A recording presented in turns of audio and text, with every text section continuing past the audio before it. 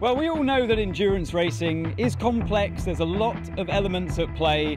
One of those elements is strategy, and of course within strategy you've got tyres. Well, luckily we're joined here today by Pierre Alves from Michelin to explain the role of tyres in more detail. So Pierre, here in Bahrain, what is so unique about this track when it comes to tyres? So Bahrain is very unique as it's one of the most abrasive circuits that we have in the FIA WEC calendar. What is it abrasive? It's from the surface, as you can see. You know, it's not a very smooth surface. You can see it's quite wide, so there's a lot of different stones, quite big stones. So that's why this abrasivity affects the longevity of the tire. It really is. You can feel it even underfoot. If you just, I mean, you can hear that even. It's just the stones are sticking out, like you say. And this track, you correct me if I'm wrong, has never been resurfaced since 2004? As far as we know, there is same surface since the beginning, so it's a very strong surface. And I think the stones come from Europe somewhere in the UK, I heard it. I heard that as well, I think, yeah, so maybe. Very strong, yeah. So what exactly does that do to the tyre? Many people would be thinking that, well, obviously if it's very abrasive, like you say, lots of stone, that's going to give you more grip. It looks like it could bring a lot of grip on the tire, but what brings grip is to put rubber on the ground. And when we have a very slick surface, very flat, it means we have a bigger contact patch, so we increase the grip. Here we have big stones coming out. Yes, this is aggressive on the tread, but we don't put too much rubber on the ground, so that's why. What other elements and challenges are you looking at then because of that abrasiveness on the circuit? I'm guessing you get tyre overheating, for example. Well, it's not of the biggest issue that we will face here. Here's the biggest issue that we will face. It's the wear of the tyre, because we will have a very high wear. The abrasivity of the surface will wear down very quickly the tyre, which makes a very higher tyre degradation towards every lap.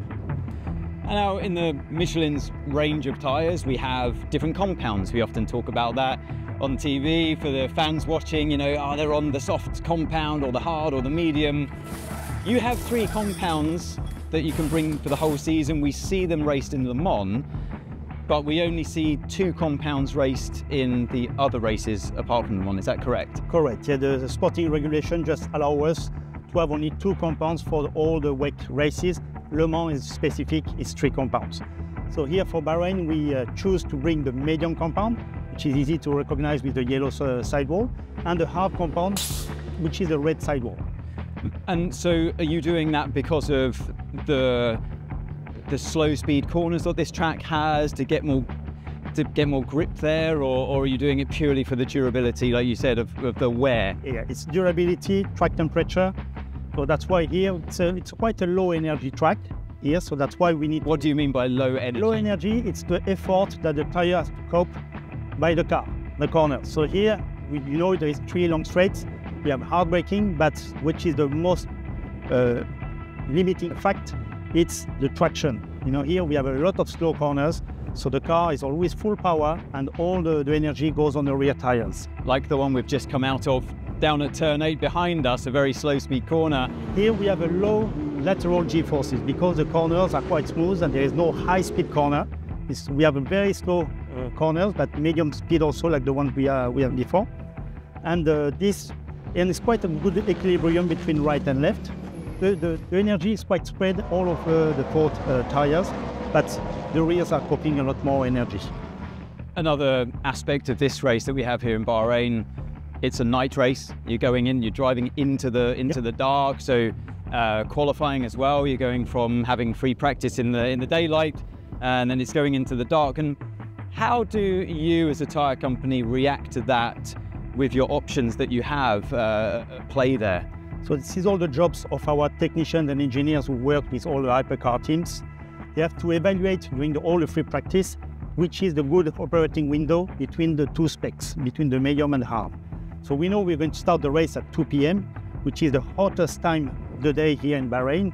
So we should reach around 50 degrees on the ground temperature. So we will race with this type of conditions until 5 p.m. and we see the temperature will drop down progressively until the end of the race, because it's going to be night at around 6 p.m. And around 10 p.m. the track temperature will drop around 20 degrees. So we expect to have a 20 degrees ground temperature between the beginning of the race and the end. So that's why the work of the technicians they are working with the teams to see if there is a chance to valorize the medium at some stage when the track temperature will drop. And I guess now we've seen the expansion of WEC in general, which is great to see, and your involvement, of course, is good news for Michelin or any tyre manufacturer, therefore. So how do you please everyone? Everyone's car is different. I know we have the balance of performance to make the lap times the same, but they obviously achieve them in a very different way. How is it for a tyre company like Michelin to be able to deliver products to all of these different teams now in WEC and keep them happy? Yeah, it's the big challenge that we have in terms of development. We are today in a process development for the 2026 tyre. That's why we need to scan many tracks and with all the cars, because we need to find a compromise between an LMH, which is a four-wheel drive, over 180 kph, and the LMDH, with all the power comes on the rear axle.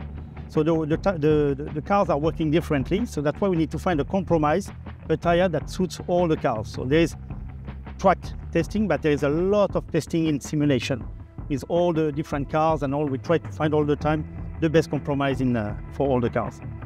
On top of that, we have no tyre warmers anymore in the World Endurance Championship. We've heard some drivers, you know, a bit stressed about the difficulties that it is sometimes from inside the cockpit, the pressure that they feel to try to bring them up to temperature as quickly as possible.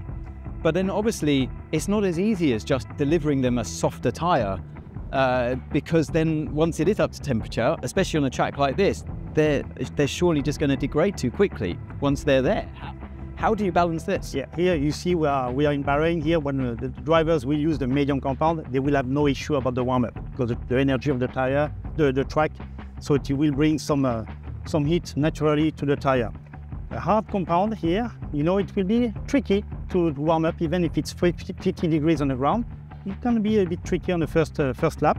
So we know it's very difficult at the moment for the drivers, but they adapted very, very well this year. We know that the first season last year in 2023 was a big topic for all the drivers. But this year, you know, they adapt very well, and most of the tracks, it's something that we don't face anymore. Big complaints about the warm-up. We hear it, the drivers complaining, and they say that, okay, the warm-up is difficult, but don't hear the same word than in the past. It's true, yeah, they do seem a bit more comfortable with it. They've learned how to adapt the cars and their driving style, I guess, to cope with this new challenge. And I guess from a Michelin standpoint, especially in terms of trying to be more green by not bringing tyre warmers to the track and using as few tyres as possible, that's surely got to be a good thing and a good message for Michelin, no? Yeah, for the future, this is what our aim is, to improve the warm-up of the tyre, because it's safety first, of course.